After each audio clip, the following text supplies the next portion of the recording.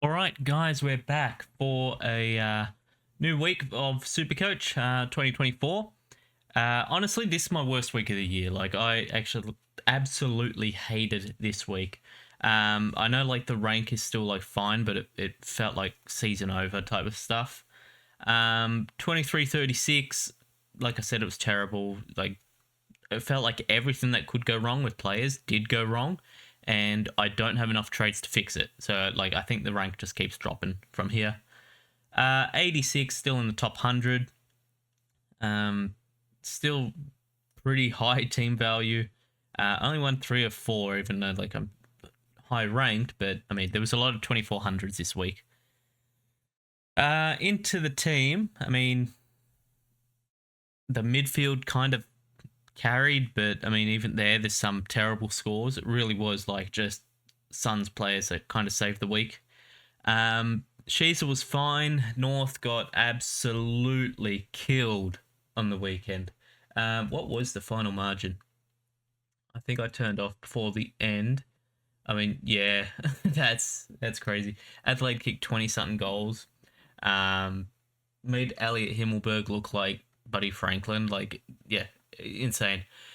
Um, I was just before recording this having a look at the CBA numbers for North, which there's a big glaring issue and will be addressed in trades. But like they said, they wanted to play Sheasel in the midfield, and I mean they didn't.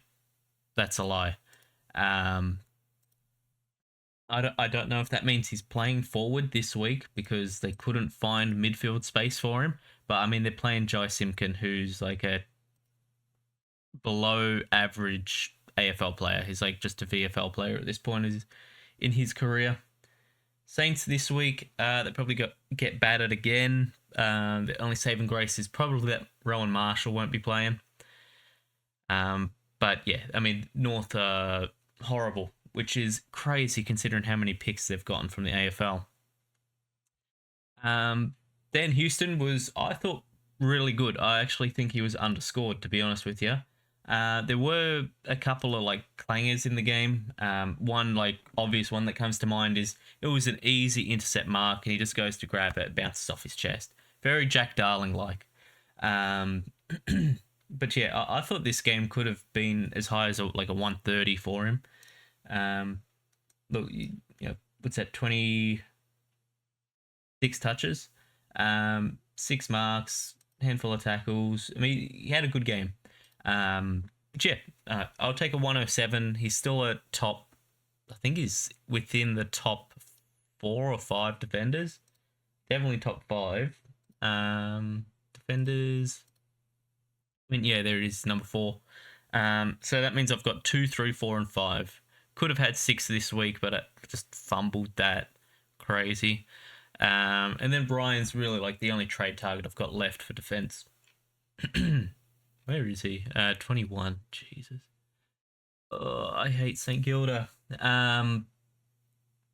Dacos was really good. I mean, it was a big game, so like he always steps up. You saw it like grand final last year Anzac Day. He always steps up for big games. Um, yeah, I mean, 128 could have been even higher than that, but I mean, there was a lot of high scores, so the scaling didn't really help him. Um, yeah, Dacos is back. I'd imagine everyone has him. What is his ownership looking like? Does it tell me? I don't think it's going to tell me. 73%. Yeah, I mean, everyone has him. At this point, he could go 150 every week, and it doesn't actually matter because everyone has him, so it's no difference in points. But you could chuck a vice captain on him this week, because I think he's like all the way back. And then, man, oh, this score. I mean, the St Kilda backline. He had 26 touches. I wish he was a bit better at tackling. I mean, if he had like his 4 here, they can't catch a ball. So he's kicking out and he's making good kicks as well. But like they can't grab the ball. The midfield slash like other half back line, forward line can't grab a ball to save their life. Rowan Marshall had the excuse because he's injured. Jack Steele has the excuse because watching that game, it looked like he had done his knee and he was just kind of like limping out there. Everyone else, I mean, it was perfect conditions. Why are you dropping the ball? And that killed his score. I mean, this could have been a ton. I feel like this is every week. Could have been a ton, but ends up being a terrible score because no one catches the ball. It's either no one catches it or no one gives it to him. It is at the point I think the Saints need to make moves in their back line, and if Naz, because he's a good kick, gets moved around the field, so say like into a wing role or even a forward role, pick's dead. It's just, yeah, St Kilda are a horrible team that's never won in my lifetime or never been good in my lifetime, and they're going to stay like that because they're a horribly coached team and a horrible franchise. But yeah, they accept too much mediocrity from their players.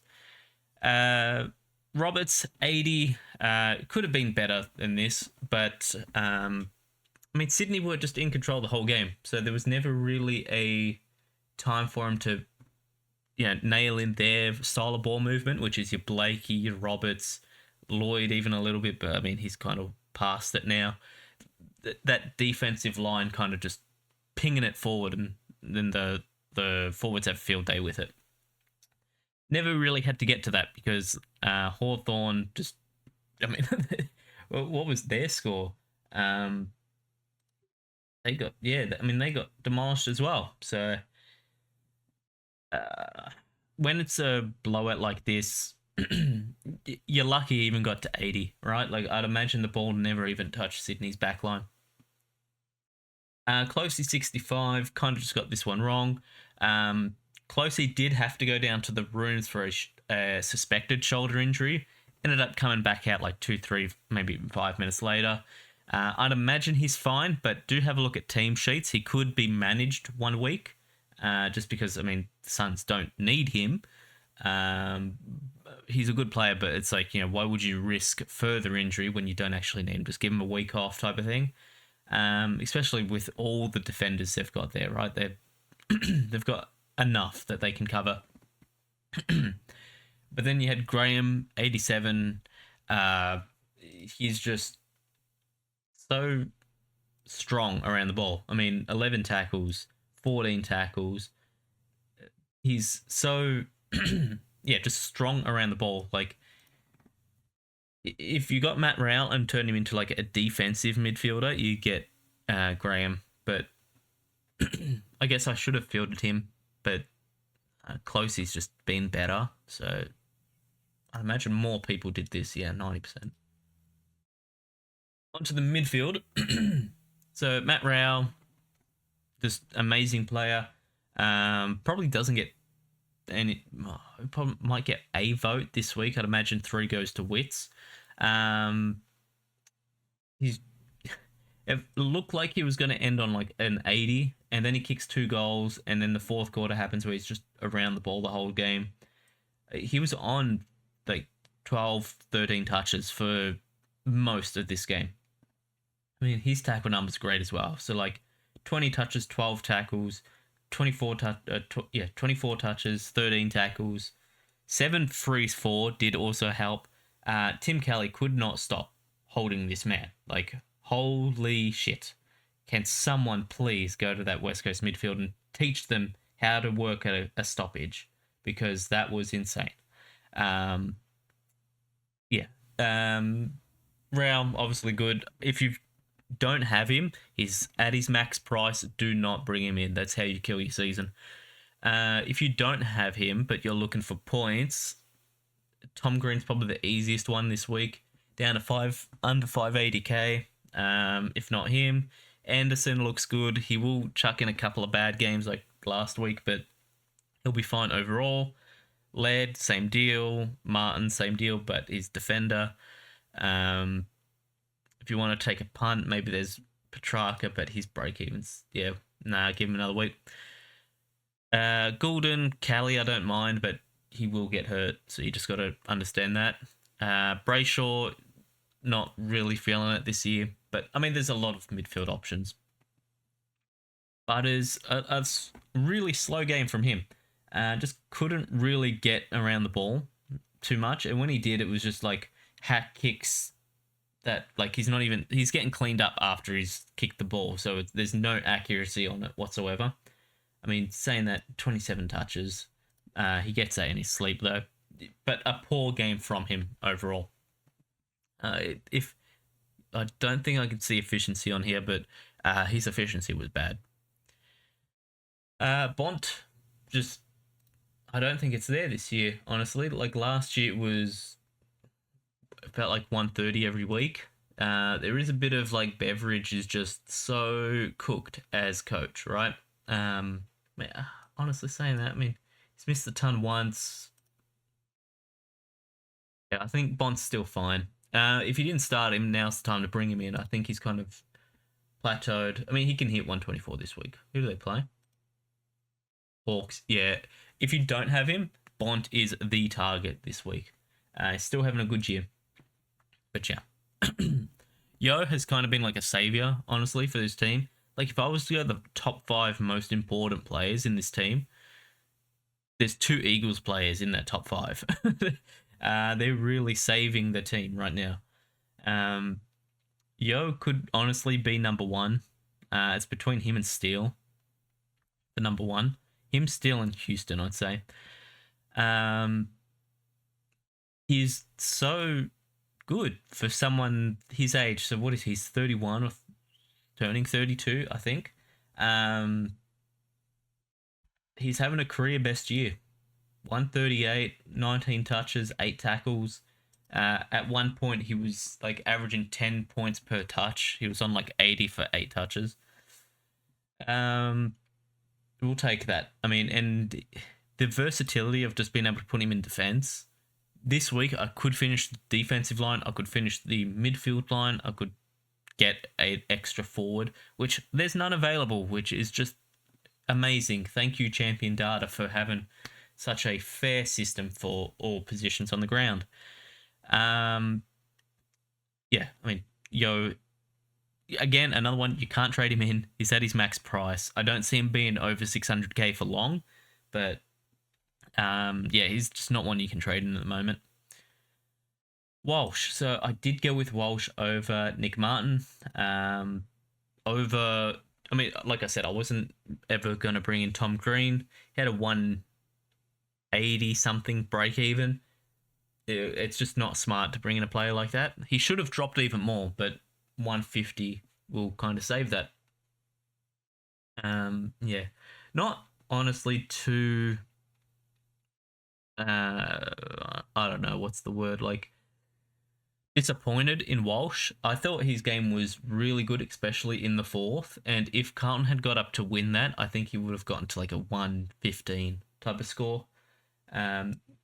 Crazy numbers. I thought he'd have even more tackles than this. It felt like he was always involved in defensive work. He's a premium midfielder. It's just, I think the points were so scattered in that game, he couldn't really get too many.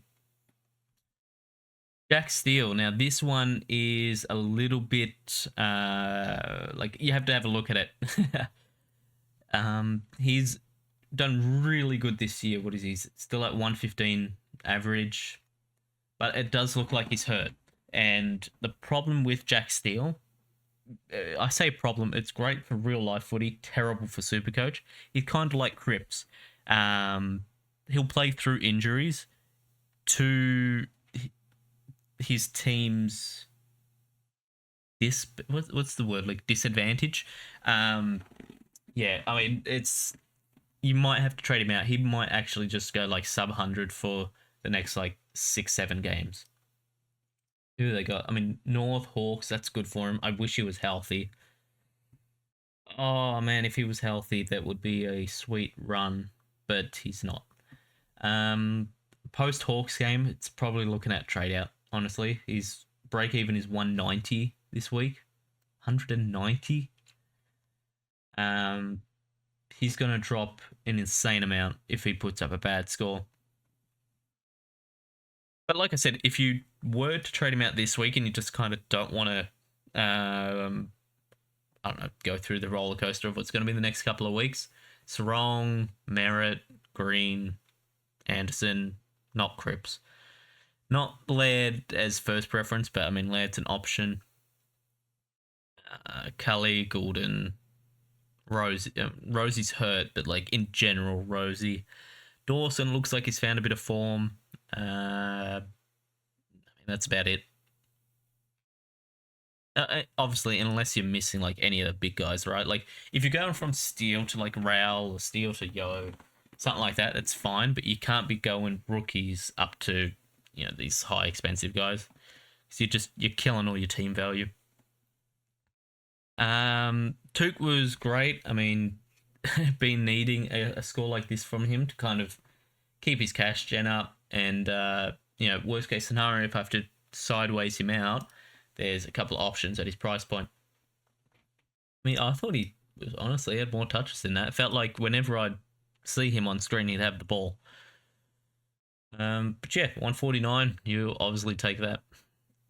Did end up fielding Sharp, which ended up, I lost 5 points. I'll take that. You could say that Wilson should have been down here, which, yes, but I don't think I would have fielded Wilson anyway. I would have had the E on him and moved Harley into the midfield, and then I would have taken Dempsey's score over. Would I? I don't know. Maybe I would have taken Darcy. I don't know. Anyway, what happened there is I made trades late. People got locked out. Couldn't do anything. Garcia got stuck in the midfield. It is what it is.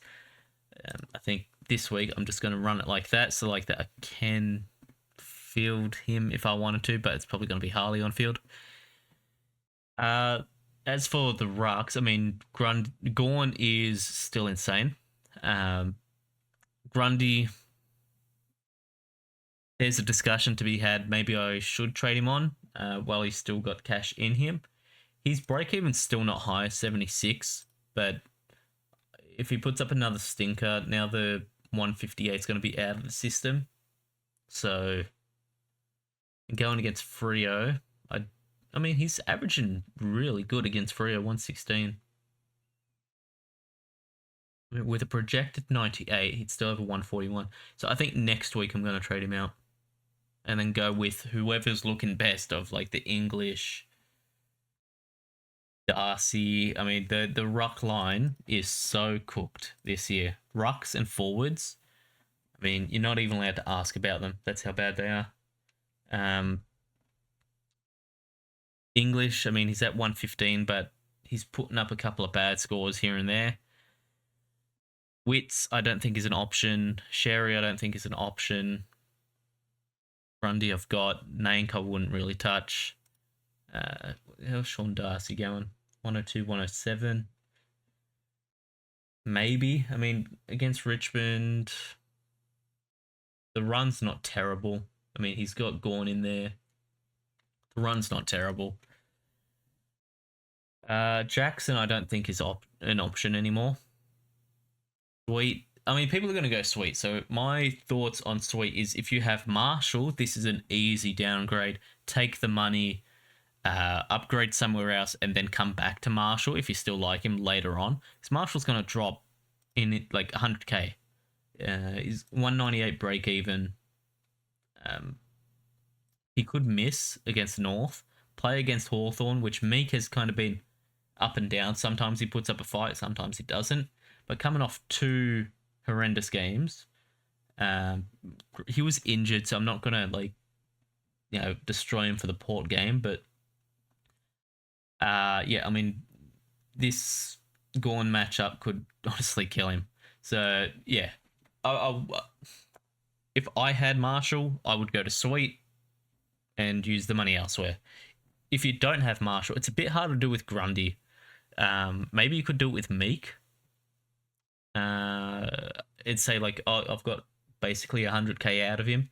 Go back down, get another like cash gen player, max him out. There's a play there you could make. You could even wait another week.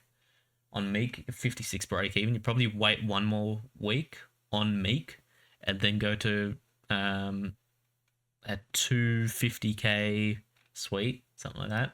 You still bank like 300k on that. Yeah, I'm not too sure what to do with Grundy. Easiest would be Naismith up, but then there could be a week where I'm putting Grundy on the bench, which is 550k on the bench. I'd rather just trade him out at that point. Heaney was good, honestly. I don't know if we're going to get another 140 and stuff from him, but run's not terrible. He's got Freo twice. I mean, Freo been giving up some points, so yeah, I'll take it. He's only missed the ton once, but maybe he's not the captain option every week. Landers, I thought was good. The halfback role is a bit interesting considering he can't defend, but we've seen it work. Like every team's going for this now. So you got like Flanders at Gold Coast, Dacos at Collingwood, Martin at Essendon.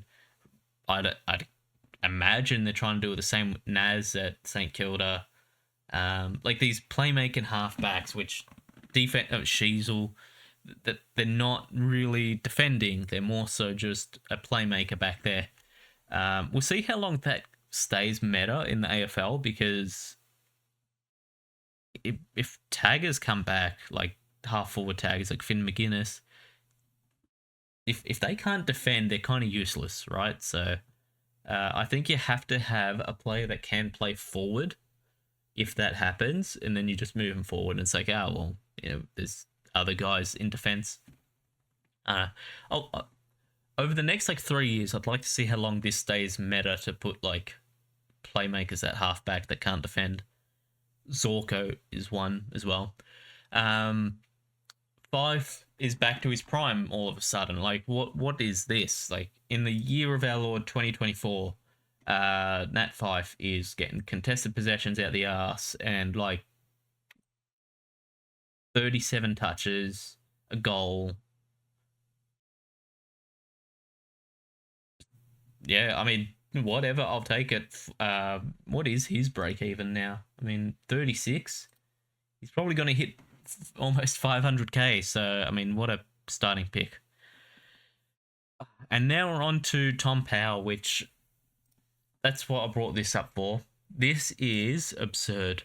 So he's lost all of his CBAs, and like, I guess everyone's going to say, oh, he lost them to Wardlaw. No, he didn't. He lost them to the combination of Simpkin and Phillips.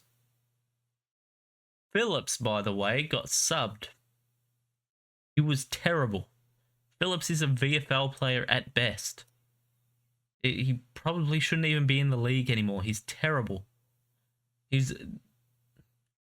Then Simpkin is a VFL player at this point. Like, what? He played the whole game and had 14 touches, and they were the most like, yeah, the ball just happened to roll to him out of a stoppage. He didn't try to get any of these.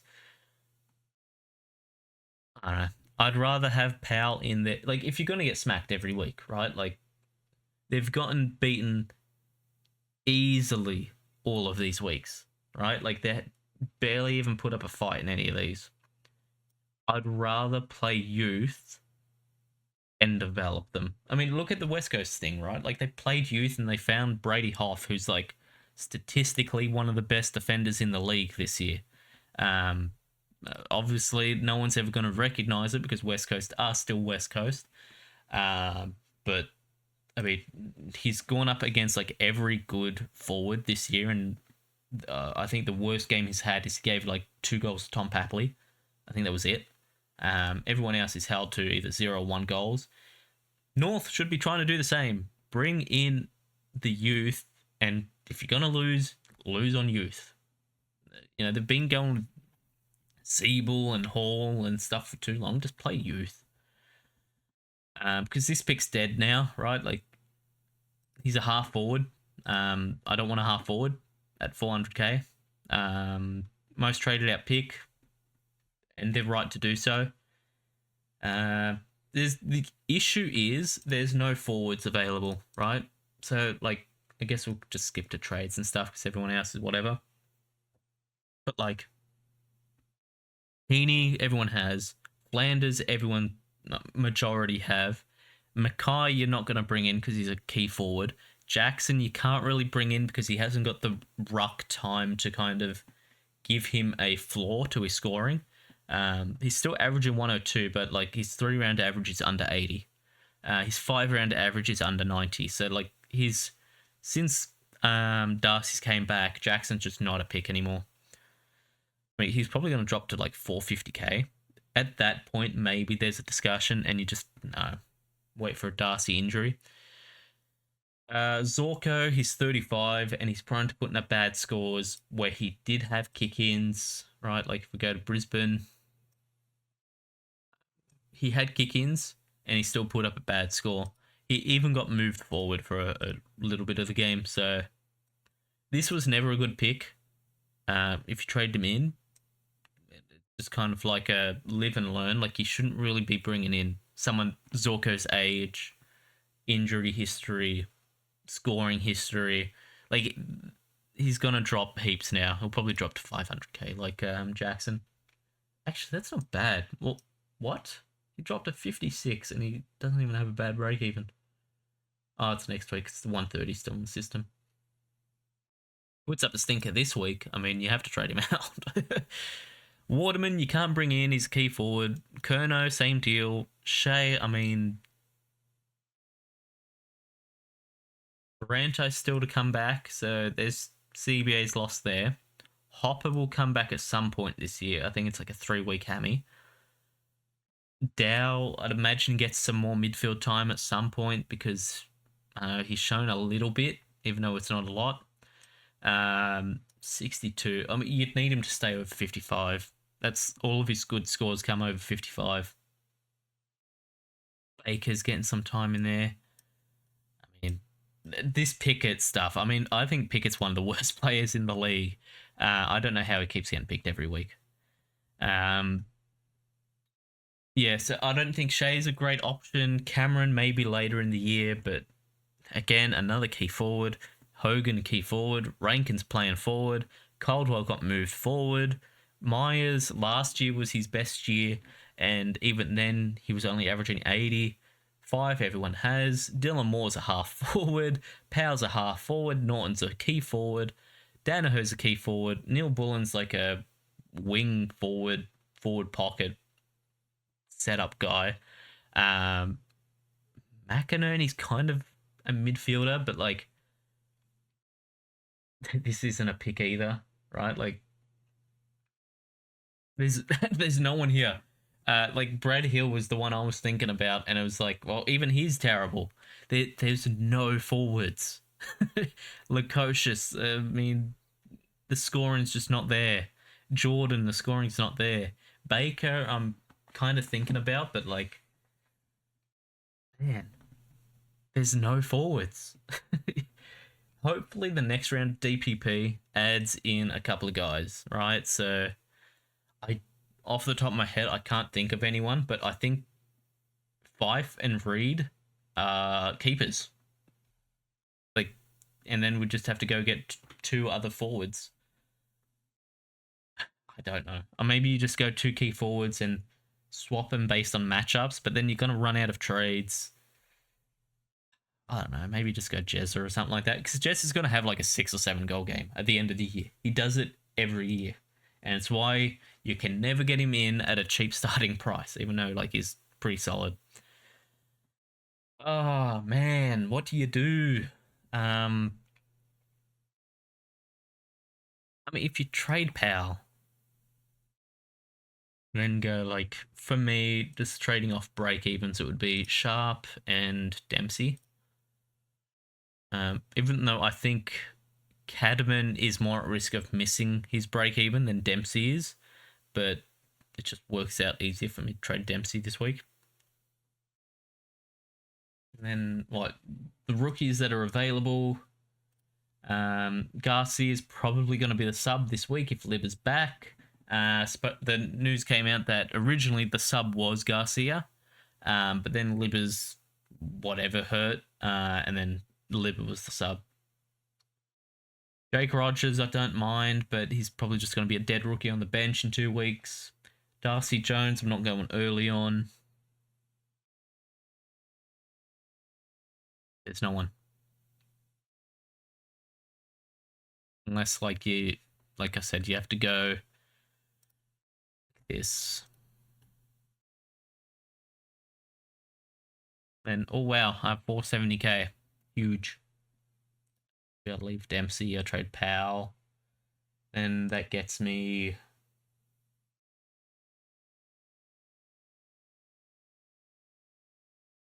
Where is he? This is the trade like I'd kind of like pre-planned. Gets me Tom Green. Wow, like, okay.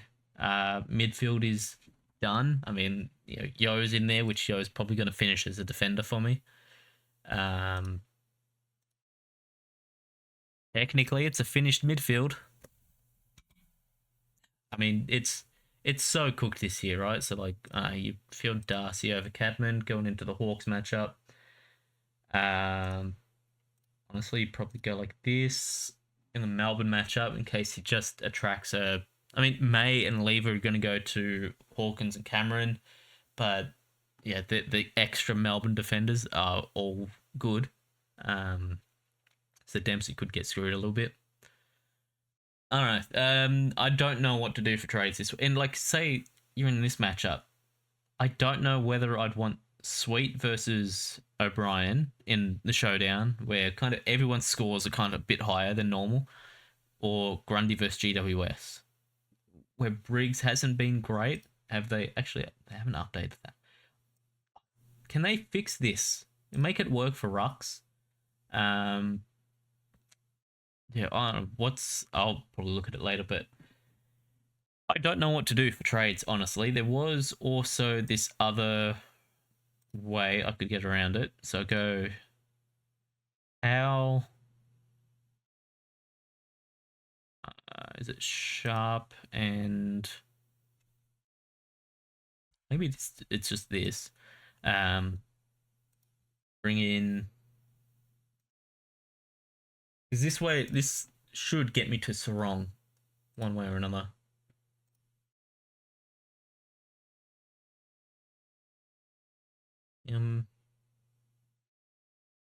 I wish one of these guys had forward DPP.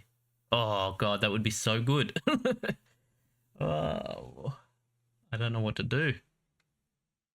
Oh, I'm not gonna be here for half an hour. Let's just go with Riley Garcia, who again I think is going to be the sub. So I wouldn't be rushing to trade in Garcia this week. Do that. But yeah, it's about it for this week. Let me know how you guys went over the weekend and what trades you guys are making, because I am so stuck on trades. I do think Sarong is better than Tom Green, and I think Sarong's matchup with Richmond is much better than Tom Green and Sydney, but I don't know how to make this work. Do I trade Grundy? Maybe. I don't know. But yeah, till next week. Tasty out.